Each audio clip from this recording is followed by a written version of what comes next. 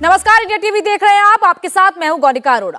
पहले महाराष्ट्र, गुजरात, फिर बंगाल, बिहार और अब यूपी। त्योहार पर शहर शहर साजिश के पत्थर चल रहे हैं। हिंसा का दौर थमा भी नहीं था कि हनुमान जयंती से पहले फिर कुछ शहरों में साजिश के पत्थर चले। माहौल गरमाया, लेकिन समय रहते पुलिस ने हालात पर काबू कर लिया। केंद्र सरकार रामनवमी के दंगों के बाद फुल अलर्ट मोड पर है। आज होम मिनिस्टर अमित शाह ने सभी स्टेट्स को एडवाइजरी जारी कर दी और क्लियर कर दिया कि अगर कुछ हुआ तो जिम्मेदारी लेनी होगी। वहीं बिहार में दंगों को लेकर नीतीश एक्शन के बजाय बीजेपी को ही टारगेट कर रहे हैं। आज नीतीश ने सीधे अमित शाह को निशाने पर लिया और ओवैसी को बीजेपी का एजेंट तक बता दिया। तो क्या रामनवमी के बाद हनुमान जयंती पर दंगे वाली स्क्रिप्ट रेडी है? हिंदुओं के त्योहारों को कौन टारगेट कर रहा है? क्या है इस सब के पीछे का एजेंडा? समझिए आप इस रिपोर्ट से।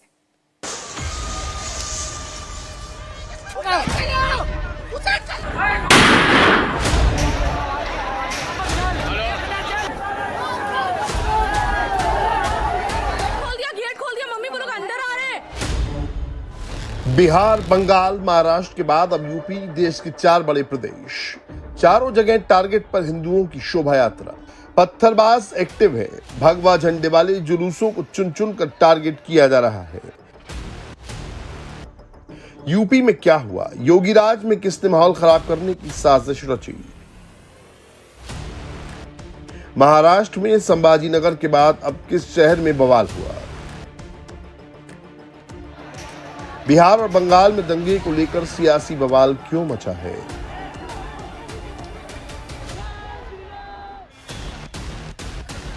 इसकी एक एक डिटेल आपको दिखाएंगे, लेकिन उससे पहले देश की राजधानी दिल्ली के जहांगीरपुरी की ये लेटेस्ट तस्वीरें देखिए। जहांगीरपुरी में दिल्ली पुलिस हाई अलर्ट पर है। चप्पे चप्पे पर नजर रखी जा रही है। सड़क पर दिल्ली पुलिस और पैरामिलिट्री फोर्स के जवान हैं। फ्लैग मार्च कर रहे हैं। बाइक के जरिए भी इलाके की पेट्रोलिंग की जा रही है। ये वही जहांगीरपुरी है जहां पिछले साल हनुमान जयंती की शोभा यात्रा पर पथराव हुआ था। एक दूसरे पर पथराव करने लगे थे और अब एक बार फिर हनुमान जयंती का मौका है और विश्व हिंदू परिषद ने 6 अप्रैल को जहांगीरपुरी में शोभा यात्रा निकालने का आह्वान कर दिया है। रामनवमी की शोभा यात्रा जो गत वर्ष जहांगीरपुरी में निकली थी और कुछ अराजक तत्वों के हमले के कारण से अधूरी रह गई थी, कल 6 तारीख को पुनः विश्व हिंदू परिषद के कार्यकर्ताओं के नेतृत्व में यह शोभा यात्रा निकलेगी। मेरा सभी हिंदू नवयुवकों से आग्रह है कि ज़्यादा से ज़्यादा जहांगीरपुरी की शोभा यात्रा में अपनी उपस्थिति दर्ज कराने के लिए पहुँचे। सभी धर्मों का सम्मान करते हुए शांतिपूर्वक यात्रा को निकालेंगे और संख्या जी विश्व हिंदू परिषद के कार्यकर्ता होंगे और बजरंग दल के कार्यकर्ता होंगे। सभी से ये आह्वान है, हम शांतिपूर्ण यात्रा को निकालेंगे और जैसा कानून व्यवस्था होगी उसके आधार पर हम उस क्षेत्र में लिमिटेड जिस तरह भी होगा उसको रखेंगे यात्रा को। वीएचपी की तरफ से बकायदा लेटर लिखकर दिल्ली पुलिस से शोभा यात्रा निकालने की इजाजत मांगी गई है। ये सी ब्लॉक का वही चौराहा है जब पिछले साल जब हिंसा हुई थी तो शोभा यात्रा पर हमला भी किया गया था। इस साल भी यानी कि कल हनुमान जयंती के उपलक्ष्य पर 2 हिंदू गुटों ने दिल्ली पुलिस से परमिशन मांगी है कि वो शोभा यात्रा निकाल सकें, लेकिन दिल्ली पुलिस ने फिलहाल परमिशन देने से मना किया है। आपको बता दें कि पिछले साल जब हिंसा हुई थी उसके बाद इसी इलाके में सी ब्लॉक पर 2 चौकियां, दिल्ली पुलिस की 2 चौकियां जो है वो बना दी गई है। ठीक मेरे पीछे आप वो चौकी देख सकते हैं, इसी चौराहे के पास जहां पर हिंसा हुई थी, जहां पर पत्थरबाजी हुई थी, अब दिल्ली पुलिस की चौकी है। और उसकी मेरे दाएं तरफ भी अगर मैं अपने कैमरा पर्सन कुलदीप को कहूं तो देखिए सामने भी चौकी बना दी गई है। तो अलग अलग तरह की 2 चौकियां जो है वो यहाँ पर इस वक्त दिल्ली पुलिस ने बना दी है। कल हनुमान जयंती के उपलक्ष्य पर 2 गुटों ने परमिशन मांगी है जिसको मना कर दिया गया, लेकिन वीएचपी के वरिष्ठ नेता सुरेंद्र गुप्ता ने आज ये कहा कि जितने भी लोग हैं, जो जितने भी हिंदू नवयुवक हैं, वो ज्यादा से ज्यादा संख्या में पहुंचकर कल होने वाली शोभा यात्रा में हिस्सा लें। जहांगीरपुरी के सी ब्लॉक में शोभा यात्रा निकालने की तैयारी है तो जी ब्लॉक में 2 तारीख से कलश यात्रा निकाली जा रही है, लेकिन लॉ एंड ऑर्डर को देखते हुए यहाँ भी पुलिस की पाबंदियां हैं। ये जहांगीरपुरी का जी ब्लॉक इलाका है जहां पर कलश यात्रा निकाली गई। ये कलश यात्रा 2 तारीख को शुरू हुई और इसका समापन 9 तारीख को किया जाएगा। जहांगीरपुरी के अलग अलग इलाकों में ये कलश यात्रा जारी है। पहले मैं आपको तस्वीरें दिखाऊं किस तरह से आप देख सकते हैं अलग अलग कलश जो है वो यहाँ पर रखे हुए हैं और कई सारे जो कार्यकर्ता हैं वो इस तरह की कलश यात्रा में शामिल होते हैं। दिल्ली पुलिस ने ये साफ कह दिया है यहाँ पे लोगों को कि वो कुछ एक सीमित जगह तक ही कलश यात्रा निकाल सकते हैं।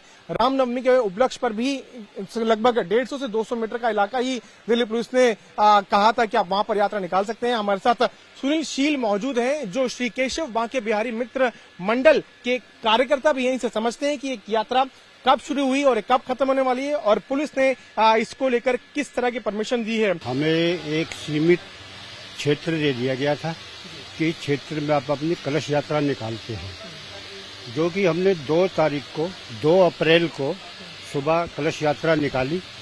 उसके बाद जितना भी एरिया उन्होंने दिया था वो हमने कवर किया, बड़े आराम से कलश यात्रा यहाँ पे निकाली। कहीं ना कहीं आप देख सकते हैं किस तरह से दिल्ली पुलिस ने जो है डायरेक्शंस इशू किए हैं, गाइडलाइंस इशू की है। साथ में ये भी कहा है कि लोग जो है एक सीमित जगह तक ही यात्रा निकाल सकते हैं। ये यहाँ पर इस जगह पर श्रीमद् भगवत गीता का पाठ भी चल रहा है जो 9 तारीख तक लगातार चलता रहेगा। शोभा यात्रा को लेकर दिल्ली पुलिस क्यों फूंक फूंक कर कदम रख रही है?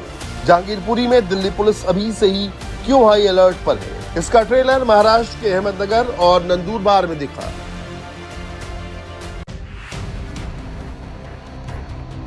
सबसे पहले महाराष्ट्र के अहमदनगर की तस्वीर देखिए जहां दंगाइयों ने बाइक जला दी।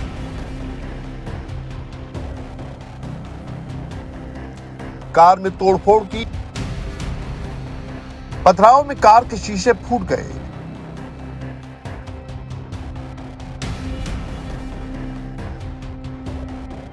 झगड़े की शुरुआत 30 मार्च को रामनवमी के दिन हुई थी। झंडा लगाने को लेकर 2 समुदायों में झगड़ा हुआ था।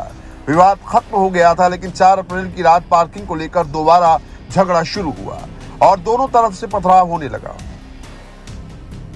पथराव और झड़प में आधा दर्जन से ज्यादा लोग जख्मी हुए। एफआईआर दर्ज कर ली गई। आरोपियों के खिलाफ पुलिस कार्रवाई कर रही है। महाराष्ट्र में हिंसा का दौर रामनवमी से ठीक पहले संभाजी नगर से शुरू हुआ था। इसके बाद जलगांव और अहमदनगर से होती हुई नफरत की आग नंदुरबार तक पहुंच चुकी है। नंदुरबार में धार्मिक टिप्पणी को लेकर 2 गुटों में मारपीट हुई, बोतल से हमला किया गया और 2 व्हीलर में तोड़फोड़ हुई। 4 अप्रैल की रात ऐसा ही बवाल यूपी के उन्नाव जिले में भी हुआ। लखनऊ से महज 60 किलोमीटर दूर उन्नाव के कुसैला गांव में 2 गुटों के बीच जमकर पत्थरबाजी हुई। उन्नाव में भी मामला वही निकला। झगड़ा 30 मार्च को रामनवमी की शोभा यात्रा के रंग और गुलाल उड़ाने को लेकर हुआ और रंजिश 4 अप्रैल की रात निकाली गई। इस समय हम उन्नाव के शफीपुर गांव के कुसैला इलाके में मौजूद हैं और कुसैला इलाके में जिस तरीके से देर रात 2 पक्षों के बीच तनाव हुआ, जिस तरीके से पत्थरबाजी हुई, उसके बाद गांव का माहौल निश्चित तौर पर टेंस्ड है। हालांकि पुलिस का डिप्लॉयमेंट यहां पर किया गया है, पुलिस और पीएसी का यहां पर डिप्लॉयमेंट किया गया है ताकि पूरे हालात पर पूरी तरीके से न सिर्फ कंट्रोल रखा जा सके बल्कि कानून व्यवस्था जिस तरीके से कल देर रात यहां पर बिगड़ी थी और उसके बाद पुलिस ने मौके पर पहुंचकर चीजों को कंट्रोल किया है।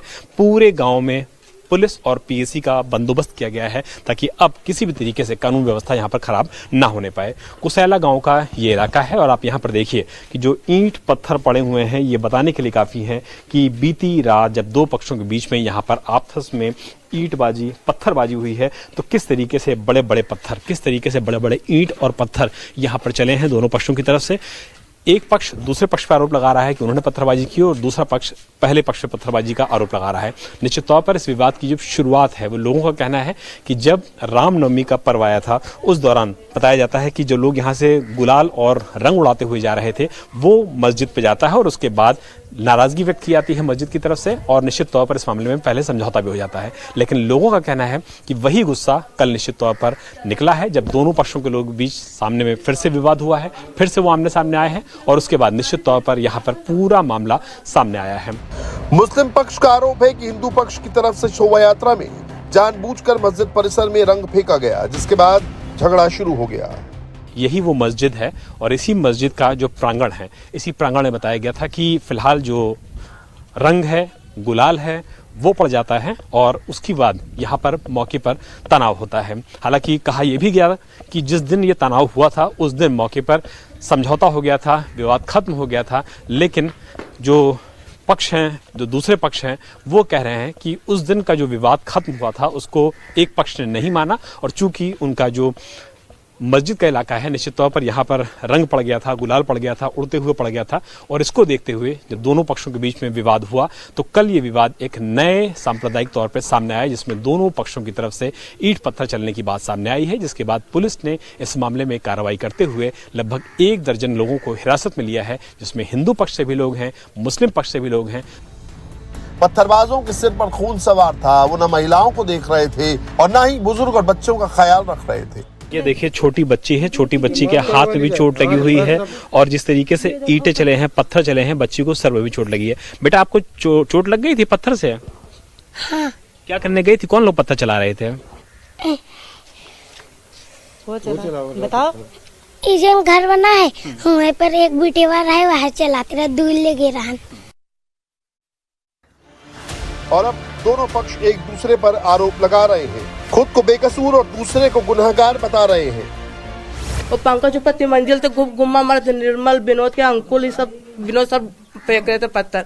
निर्मल और इसी बैद्यनाथ के यहाँ सब पत्थर जितने भाटे सब पत्थर गुम्मा डाले। हमारा देखो पूरा आंगन बिछाए थे, पूरे बरामदा में बिछाए थे सामने। इधर ही से वो लोग सब पहले हमारे आधा गुम्मा, हम लोग ने नहीं मारा, हम तो रोजा अफ्तार करके बैठे थे अपने घर में। हिंदू लोग रंग डाल रहा, ओटिया जी ने मौलाना साहब पे डाल दिन रहा है।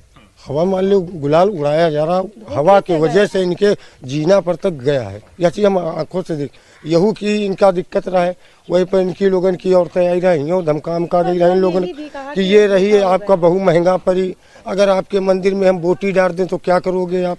तो यहू चीज की बात उठाए। भाई हम बोटी तो नहीं डरा रहे, ना हम कोई गुलाल नहीं डरा, मान लो धोखे से कहीं से भी जा सकती है वक्त, वही पर यहाँ इनके लोगों ने रंजन है। ये कल अपन निस्तारण की नई चीज किया। गुलाल चला भाई धोखे में, कोई जान में तो गया नहीं था, हम लोग गलती भी मान रहे थे। तो अब ये क्या है विवाद हुआ, बस दोनों के बीच में समझौता हो गया था। फिर कोई बात नहीं, मूल ये लोग नहीं अपना मान पाए कि ये लोग सोचें कि जान के फेंका गया है, बस मेन बात यही है। ये लगभग 1 बजे के करीब था और मैं उस वक्त नहा रहा था। यहाँ पे जुलूस करीब 10 से 15 मिनट हाई हल्ला हो। इंडिया टीवी हर वक्त हर जगह डाउनलोड करने के लिए सर्च करें India TV news Google play store या ऐप स्टोर पर।